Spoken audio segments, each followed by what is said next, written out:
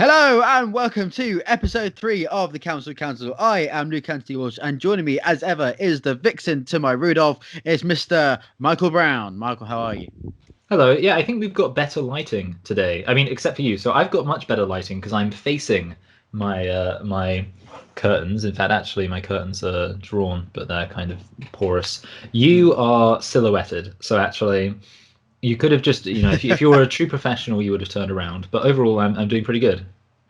It's why I belong on radio and not on YouTube. As ever, Yes. on the Council, we have 2 topics each, which we will be cancelling and discussing whether it should be cancelled. And we'll be looking at this week's headlines. So without further ado, let's jump in. It's my go to start this week, and this won't come as any surprise. I would like to cancel the brothers Paul, Logan, and Jake Paul. For not only Logan Paul challenging Floyd Mayweather to a fight in February next year, but also Jake Paul, as of a couple of days ago, has challenged Conor McGregor, the notorious one, to a $50 million fight. I've never seen anything more infuriating in my life. The video where he has an Irish tricolour behind his back, and quite simply, he deserves to get COVID and die. So I'd like to cancel them, please. Or he could just be killed in the ring, which would be a lot of fun. I mean, in a way, I'm struggling to cancel this because I do find the idea of, especially seeing as, I did actually follow the Logan Paul KSI fight just because I found it interesting as like a phenomenon that these YouTube beefs were spilling out into actual fisticuffs. But obviously, Logan Paul didn't win either, and you could say he lost the one of them literally because of a foul. But point being, he certainly hasn't displayed himself to be this fantastic fighter. So I don't know. It's a bit weird that he would go for that. Well, the last fight Jake Paul had was, of course, the second round knockout of Nate Robinson, a former NBA player, of course, on the undercard of Mike Tyson against Roy Jones Jr.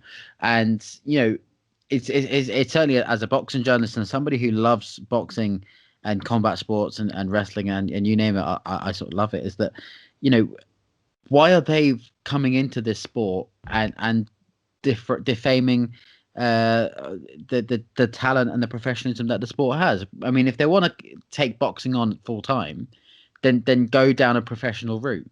But what they're doing is just calling out any old clown and said, "Oh, I'll have a scrap for you. Here's some money. Let's go." I mean, it'd be like me paying you 20 quid for a fight right now. It's a bit stupid. Yeah.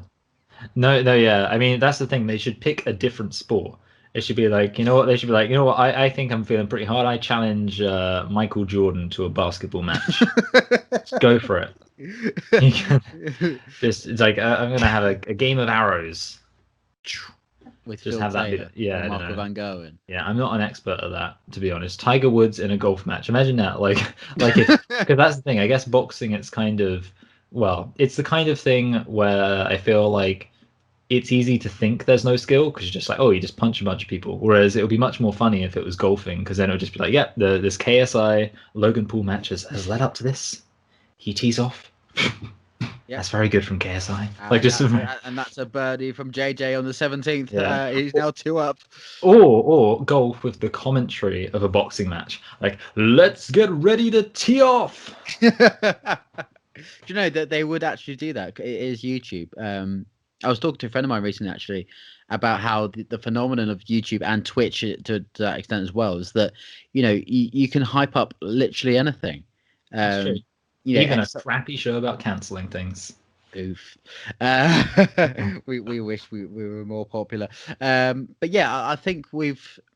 The video just absolutely enraged even just everyone that is Irish or is proud to be, to the green, white, and gold, because it just maybe this is the reaction he wants from us. Maybe he is the ultimate heel, the ultimate bad guy that he's trying to get on everyone's back, and now Conor McGregor has to eat him alive. But I'd like to cancel them, please. No, yeah, I agree. Yeah, we will cancel them. Even though, I mean, it seems like maybe they're trying to cancel themselves by challenging all these people to fights.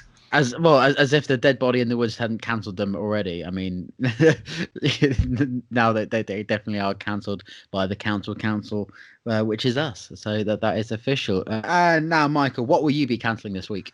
I'm going to be cancelling ASDA. I actually sent them a very strongly worded email, and it Here occurs to we me, go. sure, I could just do things off the cuff like a proper podcast person might do, but instead, I would actually like to read you the email that I sent to ASDA, because I think you'll appreciate it, Luke. I think it was very professional and very very well written, and I'm I just do filling up. like a good complaint.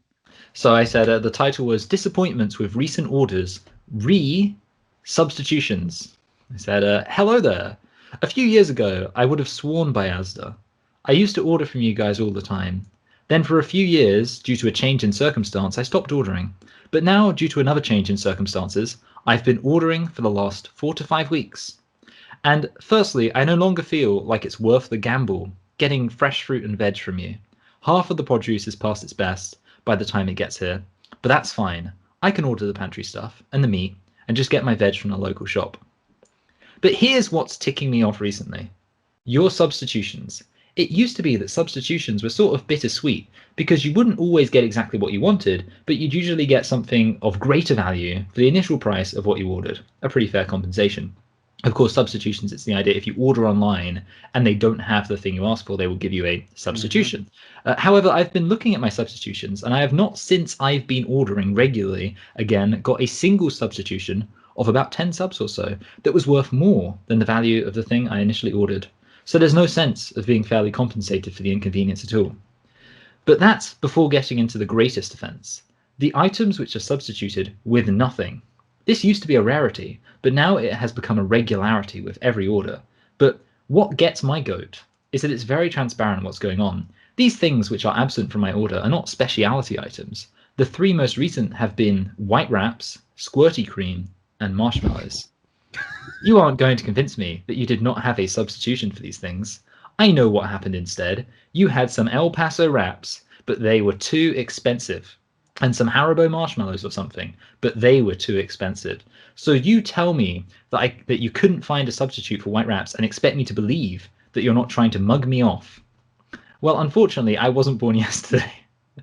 And if you didn't have the forethought to adequately stock such basic ingredients, then I don't see why I, the paying customer, should have to lose out. How about you guys take the hit of an extra couple of pennies and give me those premium El Paso wraps when I ask for them? It's very much the least you can do. I realize this is probably store practice at this point, doing substitutes of cheap brand Asda stuff for something worth more money, even when it's very obvious that you would have adequate substitutes for these things. Perhaps you just expect the average person not to consider the fact that you obviously must have some white wraps in store, but that any suggestion that you can't substitute a simple order of white wraps is nonsense.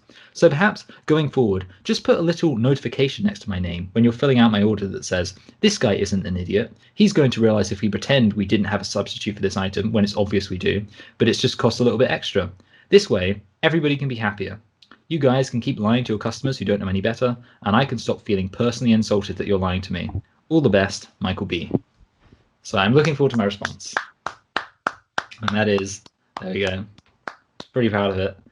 But yeah, genuinely, I do feel that way. Like, how can they not have a substitute for white wraps? Like, imagine being told, sorry, we didn't have any bread in stock. I don't believe you. Liars. I don't know where to start. I mean, that was so eloquently put and so thorough and extensive. Uh, Mm. that is genuinely impressive. I know, thank you. Considering you could have quite easily gone into your Asda store and just ranted at the shop manager. Yeah, And it's the sophisticated version of can I speak to your manager? it really is. I mean, but could you not understand that maybe it is at a time of recording, it is the 16th of December.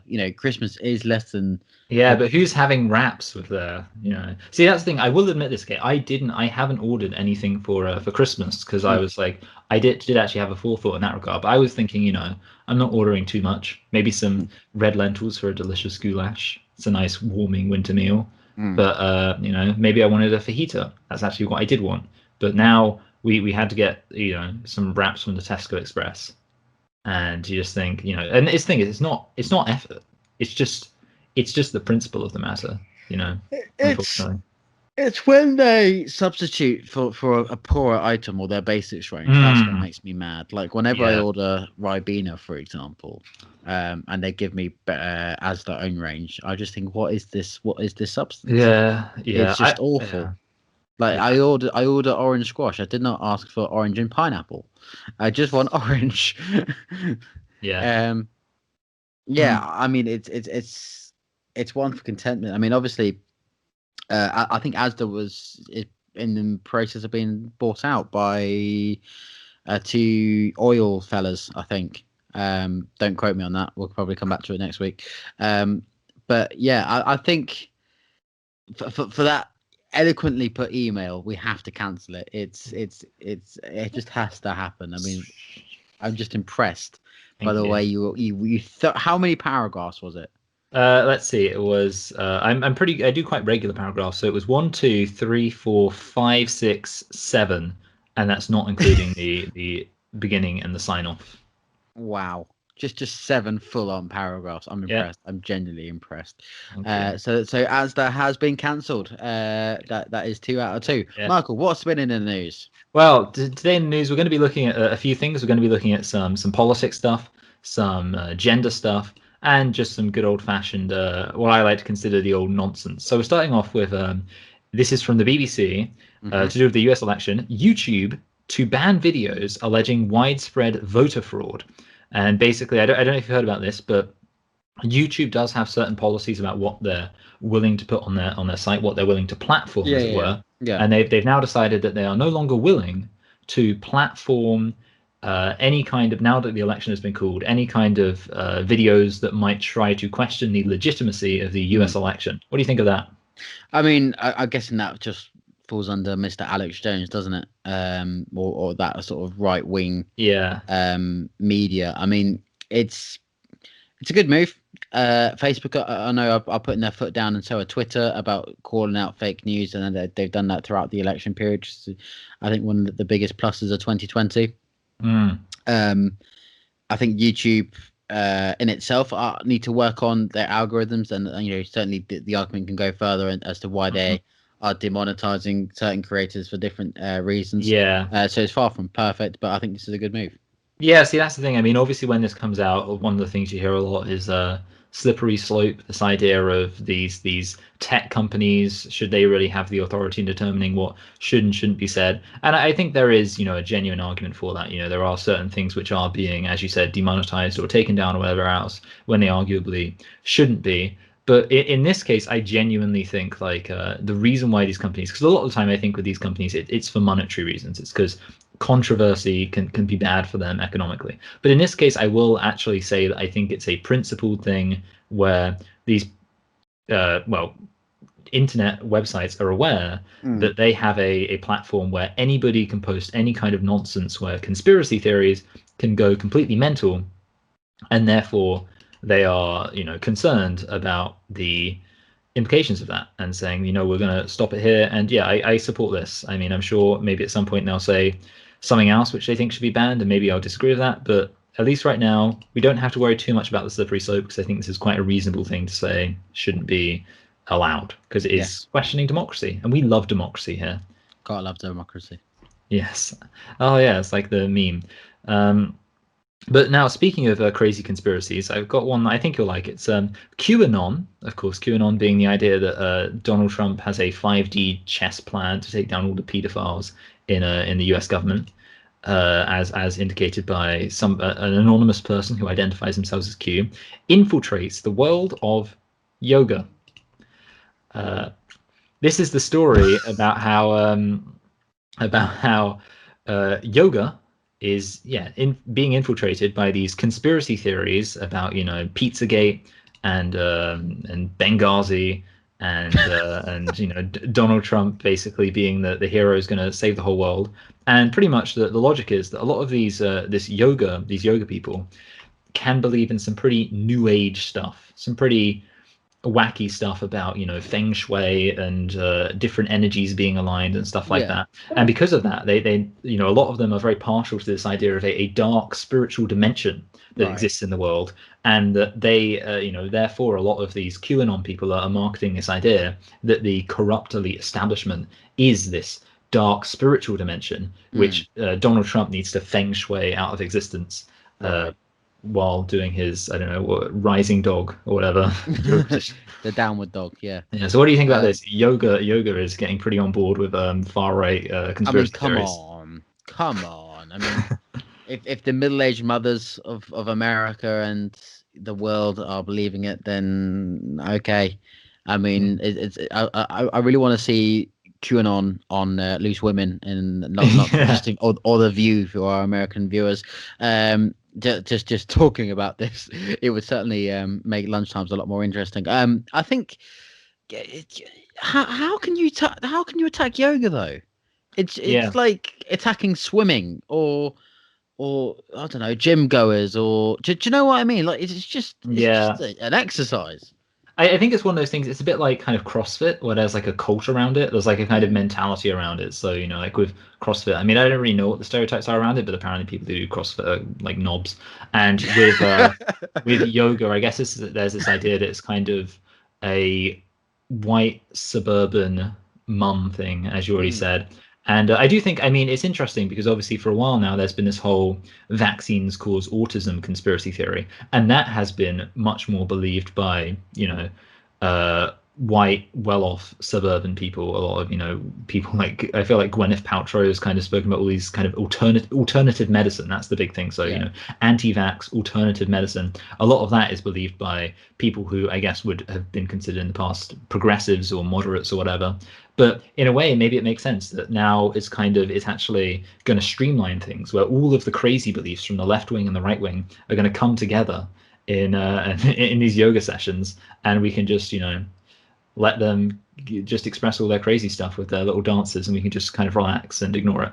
Yeah, I agree. But again, you sort of go back to the autism thing. I think that's just the case for any sort of vaccine, whether it's MMR or measles or even the coronavirus vaccine, is that there will always be people who say, "Oh, it'll cause this, it'll cause that. You'll have a third limb grow out of your backside." No, we won't. I mean, come No, on. yes. It's not Futurama just yet. And finally, what have you got for us, Michael? Oh, actually, I've got Luke. I've got plenty of news today. Sorry, I know Oh, that you'll be shocked. I mean, it's not. So, I mean, I'll tell you what. So, I have this. This is we'll pick up the pace because I think I've got a few things.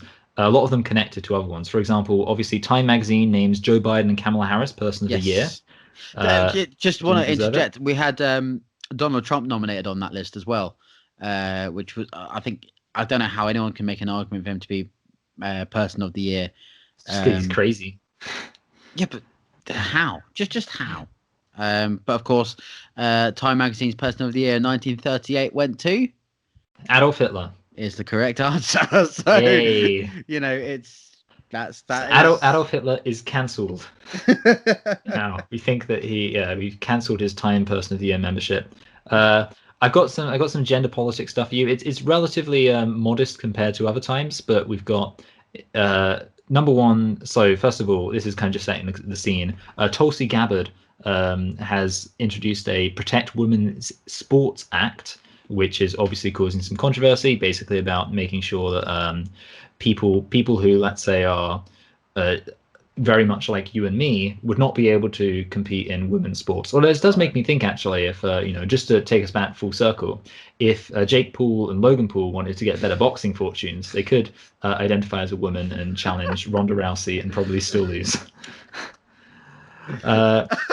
Sorry, let me just take a minute to just get that image into my head of Ronda Rousey and Holly Holm taking on the Paul brothers. I mean, Yes, I know, it's beautiful. Nothing like a bit of girl on girl. And then we've got, okay, so this is from Harvard Med postgraduate and continuing education. Globally, ethnic minority pregnant and birthing people suffer worse outcomes and experiences during and after pregnancy and childbirth. And then they add a follow-up tweet. The webinar panelists used the term birthing person to include those who identify as non-binary or transgender, because not all who give birth identify as women or girls. We understand the reaction to this terminology and in no way meant for it to erase or dehumanize women. So do you think it's perhaps erasing or dehumanizing women to say that, people who give birth might not necessarily be women? It's just stupid, isn't it? What about seahorses? Huh? What about Zorses? Oh, yeah, exactly. Yeah. What about horses? I mean, yeah, it's just stupid. It's like anyone who what one thing I can't get about gender politics, and you may flare up about this, is that it's whenever they pick on like really meaningless things like gingerbread person or lollipop person or just do you know what I mean? Like it's Yeah. just Policeman officer. policeman officer. No, yeah, it is very strange, and obviously, it's kind of a case of, well, the problem is that there's when you got one side of people saying like, oh, gender and man or woman, it's just about identity. Well, obviously, in that sense, I guess you have to pick a side, and in some sense, it's kind of an issue because that's what the big contra. And I think this is why it's such a rife issue for this whole cancel culture thing. It's an example of where you literally can't remain neutral. Because if you say, oh, this issue concerning pregnancy affects women, then you are saying, oh, only women get pregnant, and that would be considered controversial by some people. And then if you say, oh, birthing people who may or may not be women, then obviously lots of people are going to say, I'm pretty sure everyone who gives birth is a woman. So basically you can't remain neutral, which of course is terrifying for a lot of individuals who don't really want to get cancelled and just want to kind of talk about things without having to worry about being considered exclusionary or anything like that. Just to come in, Michael, what's your thoughts on unisex toilets? You know what? I do think that I can see the logic to it of basically the main issue with it, as far as I'm concerned, is that it's less space efficient. Like that's really the only question. Because ultimately, as far as I mean, my knowledge is that unisex toilets basically all of the cubicles are kind of segregated and stuff like that. I guess you need to wash your hands together, but I would argue, that's not necessarily the scariest thing. So as long as I do think in a way it's an example of where that's the only solution, or it's the easiest solution that's going to work, to basically just be like, oh, everyone has unisex toilets, it's all cubicles, and don't walk around with your genitals out if you're not in the toilet. Just have the cubicles be the genital exposure area and have one cubicle per person. That way nobody has to be exposed to anyone else's genitals, which is, yes. I think at the end of the day, everyone needs to wee and everyone needs to poop. Yeah. I mean, like I was at Kenilworth Road on Saturday, stewarding for the game against Preston North End, and the way that we were managing the male and female supporters within COVID safe guidelines was to have both toilets be unisex, one in, one out. Yeah, it's just that. And we're having women who had about 3 or 4 women who guys go into a male toilet, but they wanted to stick with a female toilet. But as much as there are still cubicles in either toilet, I mean, I didn't understand. I will never understand it. I'm not saying this as a inflammatory come at me, but it's I don't see why just toilets are just unisex and just everyone, as long as everyone's respectful to one another.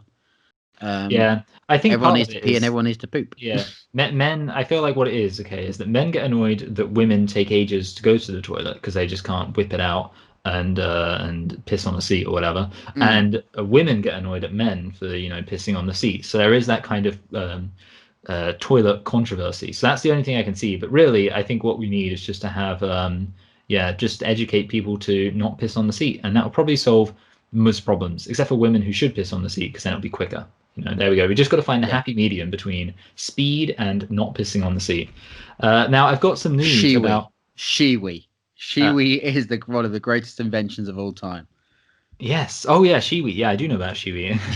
But Paris Mary, I think this is, so it's the city hall in Paris, has been fined for having too many women on the job. A 90,000 euro fine for having too many women in breach of the gender equality rules, and 11 out of 16 senior management or leadership jobs were given to women that year, in 2018. A representation of, and it's really great, this 69%. Nice. Yeah, brilliant. No, yeah. So what do you think? Do you think it's a problem that in 2018 only 5 men were given senior management or leadership jobs while 11 women were? I mean, mon ami. I mean, it's So just an ethical conundrum, isn't it? it's not. It really isn't. Like if you know, assuming that it was a meritocratic Yeah. decision process. I mean, it's just a coincidence, isn't it? It's Yeah, just like yeah. This is one of those things where it's a case of, and also I felt like it's one of many examples where different demographics should obviously be treated differently. Like I can understand why women, obviously in the UK, for example, I was speaking to somebody who pointed out it would take another 100 years to achieve gender parity in the mm, UK House of Commons, and I can understand why for women that's a problem because obviously, ooh, my voice cracked. Let's just leave that in. Let's just let everyone know that I'm a flawed human being whose voice can sometimes crack. Obviously, the reason why women are underrepresented in politics in the first place is because of historical uh, injustices against women. Obviously, they mm, weren't allowed to vote until like 100 years ago. So mm. I can understand people being like, we need more women in politics and more women representation. But when women are overrepresented, obviously you can't say, oh, it's because men have been, historically disenfranchised from politics. So it's kind Mm. of just a case of, like, I do agree in theory, if things get really bad and suddenly like it's women being overrepresented all over the place, maybe we can at that point say, feminism has gone too far or whatever. But right Mm. now it seems pretty like, oh, in this one place, we don't need hard and fast rules for these kind of things. It's kind of Mm. just a case of it should just be cultural. And then I've Well, got, I was just reading that Anne Hidalgo, the mayor of Paris, has been mayor of Paris since 2014, says, "I'm happy to announce that we have been fined," adding she'd been filled with joy when she learned of the penalty. The management of the city hall has all of a sudden become far too feminist. well, The fine is obviously absurd, unfair, irresponsible, and dangerous. And women in France should be promoted with vigor because the lag everywhere in France is still very great. Yes, to one day achieve parity, we must speed up the tempo and ensure that more women are appointed than men. I mean, it sort of says as that, doesn't it? yeah, that's kind of true. Yeah, because there's probably more men in the first place, so obviously you'd have more women. And I've got one final story across two tweets. So first of all, Mastercard and Visa stopped allowing their cards to be used on Pornhub, uh, and the reason for this controversy was that there was some concern that Pornhub might be hosting stuff that was non-consensual, particularly stuff that's from an amateur background where there's no way of really regulating it because it's Mm, just being produced by random people, and there's no way of knowing whether or not those the women most likely in the situation consented to have their stuff out. And then this is from Vice, a follow-up tweet really, 4 days later, after Pornhub, I guess, felt that financial squeeze. Exclusive, Pornhub is removing all videos on its site that weren't uploaded by official content partners or members of its model program, meaning a significant portion of its videos will disappear. So basically, Pornhub has now decided that the only porn that they're going to allow is porn that I guess they know where it's coming from and mm, they can be reasonably sure, I guess, that it is mm, consensual. mm. I'm just gonna say nothing for now, and yeah, you're gonna move on. Michael, if they want to come get in touch with our podcast, how is the best way to get for them to get in touch with us? The best way to get in touch with us is cancel council yt, and that's at gmail.com. That's CANCELCOUNCILYT. Nail it. Nailed it. So good at it. Nailed it. Yes. And Um, on the yeah. social media, it's CANCELCOUNCILYT. That's Yeah. I think you. CANCELCOUNCILYT I on think yours Twitter was and worse. Instagram. Yeah, Yeah. and let us know what you think about porn. Yeah, we want to next week. We just want to be reading your porn comments. Say, I hate porn because it's not hardcore enough. It's gonna Okay. be all the comments. All right. Anyway, no, Okay. yeah. As long as I've still got all Let's the come weird on fetishes. let's come on to round two of our Yes. counseling topics. I'm gonna start. Michael, I'm gonna cancel Pornhub. I was literally going Ah, to talk about this, but yes. damn you, that's why I wanted to move on. Um, You are so but, clever. I didn't really want to say anything during that news piece because I was so disappointed that you took my idea. But the fact that they have gone from 13 million videos on the site to I think 4 million views videos is just What a cull. extraordinary. And like even I was just looking for research purposes this afternoon, and yeah, it is everything has a blue tick next to it. It's remarkable. Well, yeah, I tell you what, when you think about the association on Twitter with blue ticks, you're just like, you feel like, oh, it's got a blue tick on it. This must be the journalism fetish, because the only people with blue ticks are just like, just watch a video, just like, this is why I think Jeremy Corbyn is bad. Oh yeah. Oh. No, yeah. I mean, I will say, I think there are debates about pornography from all different angles about whether or not it's like exploitative, whether or not it's kind of healthy for people's minds to be watching all this kinky stuff. And then obviously there's the children being protected aspect, and of course the other aspect has been the fact that there has been some pornography where you can't know where it's coming from. There was actually a story I saw about this. It was regarding a website called girlsdoporn.com. And basically the context was that pretty much every single girl they'd got on board had been told that the footage was for a private collection and that it wasn't going to be online, which, you can say, well, they shouldn't have believed that, but the point is, well, apparently they did. And then obviously it was all uploaded onto their channel. And I do imagine there probably are some people out there who are like, oh, I'm going to film porn for my private collection. And therefore the women wouldn't expect all of their stuff to be up online. So yeah, there's definitely stories about people, although the funny thing is that Girls Do Porn company sounds like it was, on the surface quite a legitimate company. And then, so who knows, maybe this thing will be more of a symbolic move that won't really solve any problems. If you were in a relationship and you said, "Oh, let's just make a video and put it out there," that is perfectly consensual and should be fine. I think it's a difficult line to draw, and I don't think they've got it right on this one. Hence why I like to cancel them. Yeah, I don't know. See, ultimately, I feel like it's a case of it's really hard to hard. Yeah, it's really hard because I think ultimately there is a case of if you're going to make it so some people can just put things up very easily without having to go through any kind of, I guess, checks, then you can never know that some of it isn't dodgy. And therefore, I think in a way I'm kind of like, well, ultimately, again, there is still a debate about, there's lots of debates, I think, ethically about porn regarding like choice and things like that. But ultimately, I think that as long as it's possible for somebody who really wants to do it to actually find a way, I think the only criticism at this point would have to be that they've kind of made the process of uploading pornography more complicated. I think anyone can still do it. And I'm kind of like, well, if they just made it more complicated, I think that's probably fair enough considering the risk that it can avoid. But I do agree with you that it's, well, arguably it's not going to achieve that much, and it is going to be for some people who might upload pornography for fun, as some people might do, a bit of an annoyance. But then, having said that, there's the other caveat, which is that there's loads of other sites, so it's kind of like, of course. And the popularity of OnlyFans, and as we said, discussed in episode 1, a certain Belle Delphine is set to come out with her porn video in less than 9 days time of day of recording. So it would be remain to see how quickly that video can surface elsewhere. Yeah, that's interesting, because in that case, obviously, there shouldn't be any doubt that it's consensual. She's like a millionaire. She doesn't have to do this. She's just choosing to.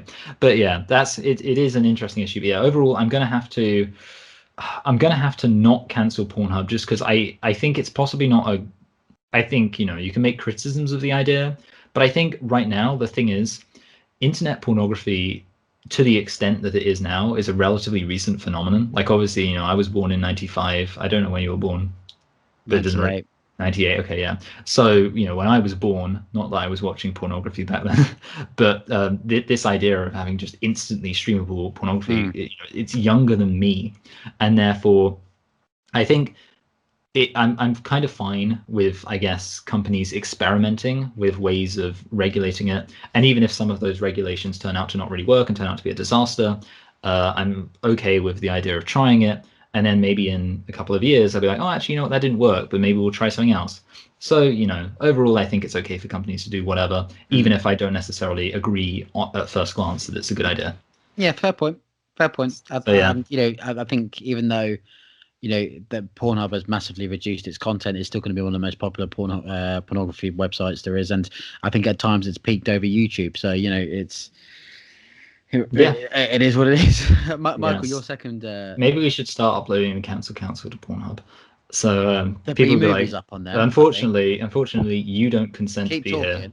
Keep talking. Okay, no, yeah, I'll tell you what it is I'm canceling. So I am canceling. I always feel like in this light, it looks as if my cheeks are really puffy.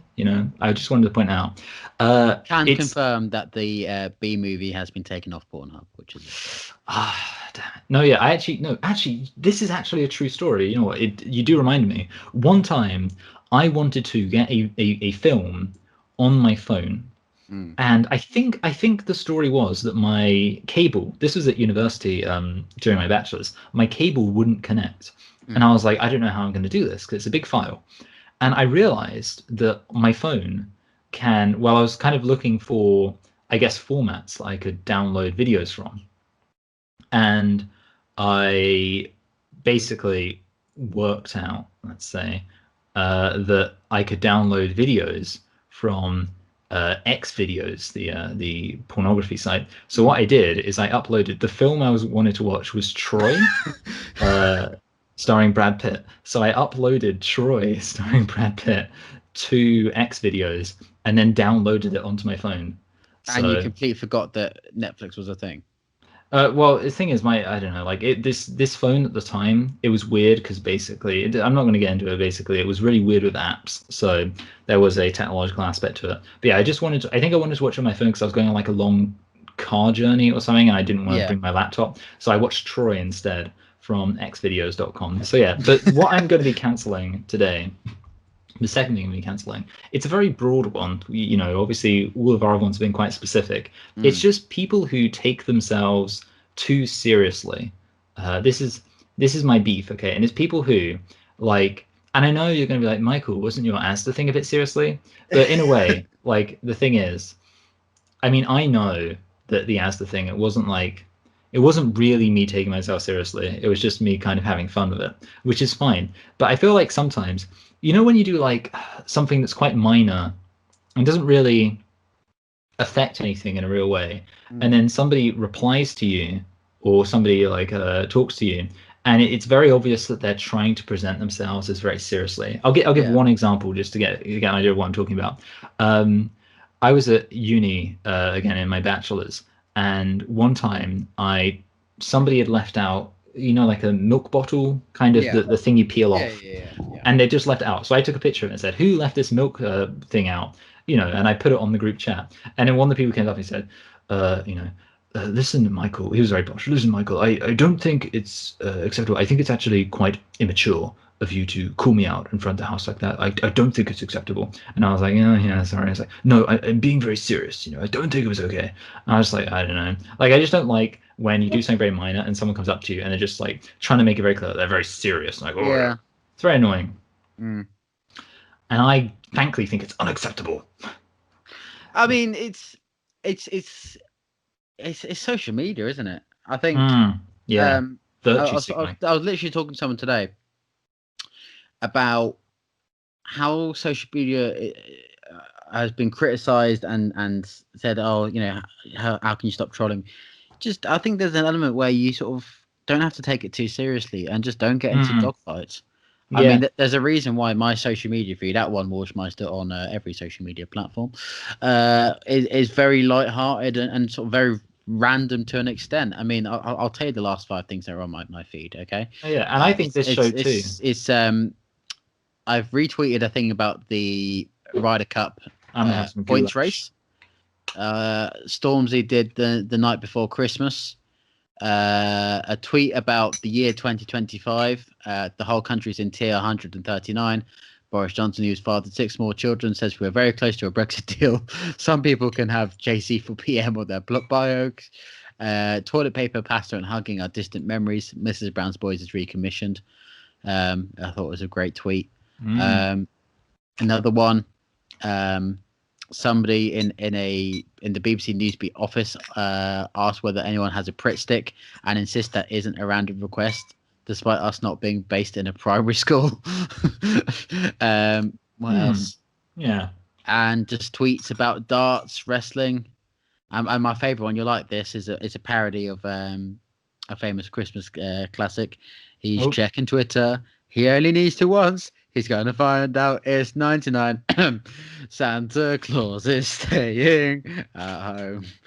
That's good. I like that. Oh yeah, you know what? Yeah, that's the thing though. Yeah, I don't know. I mean, I hope people don't listen to this show right now and think that we're like, I don't view the show as a true reflection of myself. Myself. Well, I'll tell you what. Why do I keep?